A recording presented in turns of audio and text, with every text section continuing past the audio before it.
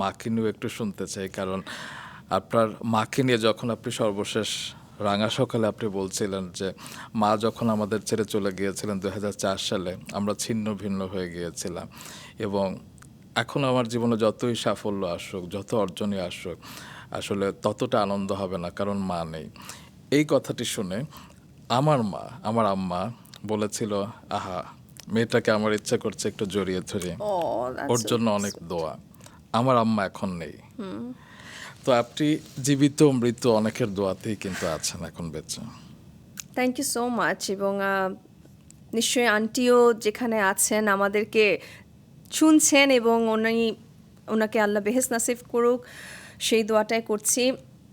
আমাদের জীবনে চলার পথে বাবা মার দোয়াটাই অনেক অনেক প্রয়োজন।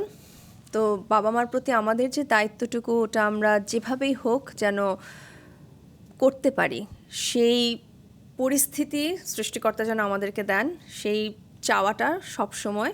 হ্যাঁ, আব্বা চাওয়ার সময় থাকতে পারিনি, এই দুঃখটা থাকবে, কিন্তু আপুরা ছিলেন এবং আপুরা তাদের সর্বোচ্চ দিয়ে আব্বার টেক কেয়ার করেছেন।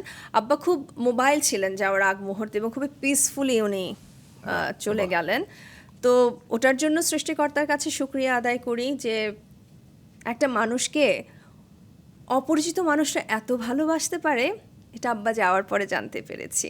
তো আপুরাও অবাক যে আব্বার মৃত্যুর কথা শুনে এমন এমন কিছু মানুষ এসেছেন আব্বার সাথে, আব্বাকে শেষ দেখা দেখতে, যে আব্বাকে খালু বলে ডাকতেন ওনারা, যে খালুর সাথে নামাজ পড়তাম, খালুর সবসময় মুখে হাসি থাকতো। তো এই জিনিসগুলো খুবই টাচ করে, এবং দুঃখ থেকে যাবে যে লাস্ট মোমেন্টে আব্বাকে একটু ধরতে পারিনি, কিন্তু আব্বাকে যেন আল্লাহ বেহেশত নাসিব করেন সেই দোয়াটাই করি।